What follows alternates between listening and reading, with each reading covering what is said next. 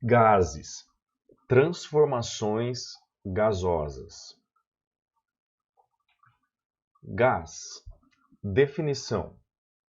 Gás é um estado da matéria que não tem forma nem volume definidos. O gás ocupa todo o volume do recipiente que o contém. Um gás não pode ser liquefeito por compressão isotérmica. Então você lembra aqui, ó, que nesse estado nós temos o vapor. Se a gente comprimir o gás, ou seja, aumentar a pressão na mesma temperatura, isso significa comprimir isotermicamente, o vapor vira líquido. Então, se eu fizer a mesma coisa para a fase gasosa, comprimir isotermicamente, o gás não vira líquido, ok? Então, isso é o que diferencia gás de vapor. Um gás ideal. Suas moléculas são consideradas partículas, ou seja, tem massa, mas não tem volume. Suas moléculas não interagem eletricamente e as colisões entre as moléculas são consideradas perfeitamente elásticas, ou seja, não tem dissipação de energia, há conservação da energia cinética. E aí então nós teremos um gás perfeito, que seria um gás real, que se comporta como um gás ideal. Isso ocorre para a maioria dos gases reais se eles estiverem nas seguintes condições: alta temperatura e baixa pressão, ok? Um gás real que está numa alta temperatura e baixa pressão se comporta como um gás ideal, portanto, ele é um gás perfeito. Variáveis de estado de um gás são grandezas que determinam o estado de um gás. Por exemplo, pressão, volume e temperatura, ok? Então nós vamos utilizar essas três grandezas, vamos medir essas três grandezas para determinar o estado de um gás. Nós vamos interpretar a pressão como sendo o número de colisões das partículas com as paredes do recipiente. O volume de um gás é o volume do recipiente que o contém. Então lembre, sempre um gás ocupa todo o volume do recipiente que o contém. E a temperatura tem a ver com a agitação térmica das moléculas. Portanto, quanto maior a temperatura, mais rapidamente as moléculas de um gás vão se movimentar. Nós poderíamos estudar uma transformação gasosa. O que é isso? É uma transformação, portanto, o gás sai de um estado e vai a outro estado, ok? O gás está no estado inicial e segue para um estado final. Ou você pode ver que no estado I o gás tem uma pressão PI, um volume VI e uma temperatura TI. Aconteceu a transformação, o gás passa para um novo estado onde sua pressão é PO, o volume é VO e a temperatura é TO. Nós poderíamos estudar algumas transformações particulares, como por exemplo a transformação isobárica.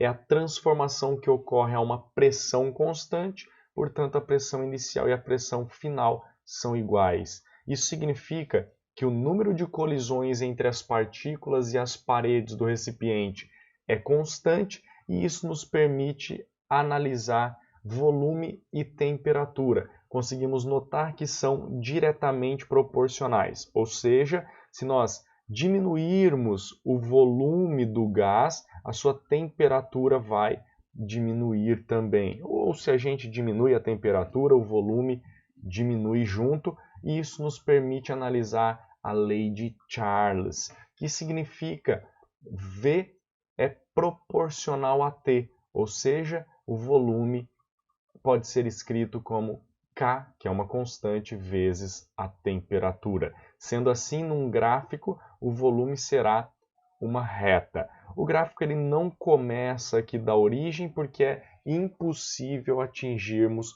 o zero absoluto, ok? Então veja que aqui em Kelvin o gráfico ele parte em linha pontilhada lá do zero e a partir de uma temperatura possível nós traçamos a linha cheia. Se nós escrevermos essa constante como sendo V dividido por T, nós podemos analisar a transformação gasosa fazendo volume inicial pela temperatura inicial igual a volume final pela temperatura final. A transformação isocórica ou isovolumétrica ou isométrica é a transformação que ocorre a volume constante. Isso significa que o volume inicial será igual ao volume final. O volume do recipiente não varia. Então, pressão e temperatura são diretamente proporcionais. Para o volume não variar, eu vou colocar pregos aqui e não vou deixar mais o êmbolo móvel, ok? Ou seja, o que acontece se a pressão, por exemplo, ela aumentar? A temperatura também vai aumentar. E se a pressão baixar, a temperatura também vai baixar. Nós poderíamos estudar a lei de Gay-Lussac, que diz que a pressão é diretamente proporcional à temperatura. Então nós podemos escrevê-la fazendo P igual a KT, onde K é uma constante, ok? Transformação isotérmica é a transformação que ocorre a temperatura constante, TI igual a TO. Para isso acontecer, nós temos uma transformação muito lenta. A agitação das moléculas continua constante e a pressão e o volume serão inversamente proporcionais. Veja, imagine que a gente começa a tirar alguns grãozinhos de areia aqui e vai diminuindo essa massa gradativamente. O que acontece? Ao diminuir a pressão, o volume aumenta. Ok? Então, diminuindo a massa aqui em cima, a gente tem a pressão menor e o volume aumenta. Ok? Se a gente fizer o contrário, aumentando a massa, a gente aumenta a pressão e o êmbolo desce, o volume vai diminuir. Nós poderíamos estudar a lei de Boyle-Mariotti. Ele consegue perceber que P vezes V é igual a uma constante. Isso significa, então, na transformação gasosa que PI-VI é igual a PO-VO. E aí, então, nós teríamos esse gráfico aqui, que é uma hipérbole. Nós podemos também chamá-la de isoterma. Se nós analisarmos uma família de isotermas, a que estiver mais afastada da origem é a de maior temperatura. Portanto, T3 maior do que T2, que é maior do que T1. Transformação geral. A lei geral dos gases. O que nós vamos fazer agora? Nós vamos juntar todas as transformações particulares que nós acabamos de estudar. Então, variando todas essas variáveis de estado, nós vamos sair de PI, VI e TI e vamos para PO, VO e TO. Aconteceu a transformação gasosa, juntando tudo que nós vimos até agora, nós teremos P vezes V sobre T igual a uma constante, o que nos permite, então, utilizar a relação geral dos gases PI-VI sobre TI igual PO-VO sobre TO. Lembre que a temperatura deve estar em Kelvin, tá? Então esse é o ponto mais importante, é aqui que a gente acaba cometendo deslizes e errando questões. Então não esqueça, sempre que for usar uma fórmula onde tem somente T e não ΔT, tem que ser em Kelvin, ok? Se tiver só T, tem que ser em Kelvin. E aí, então, gostaria de mostrar aqui para vocês a transformação adiabática, ok? Então, eu gostaria de mostrar para vocês a transformação adiabática, que é uma transformação um pouco diferente, tá? É uma transformação na qual não há trocas de calor e para isso acontecer, ela tem que ocorrer de forma muito rápida. Veja só. Pressionei o êmbolo rapidamente, aconteceu a transformação adiabática. Todas as variáveis de estado mudam, ok? Então, nós vamos estudá-la da seguinte forma. PV elevado a gama igual a uma constante. E vai ser essa curva aqui, ó.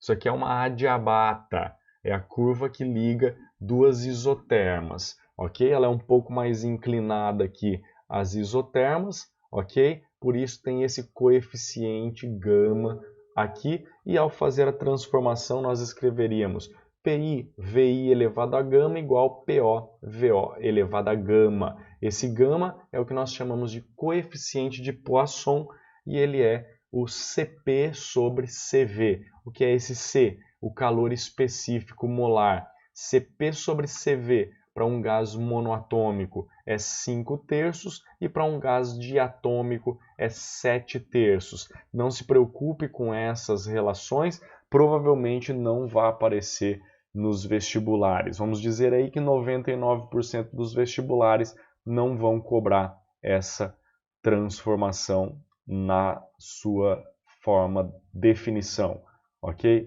Não vai cobrar essa transformação nessa forma aqui. Vai cobrar as suas características apenas, ok?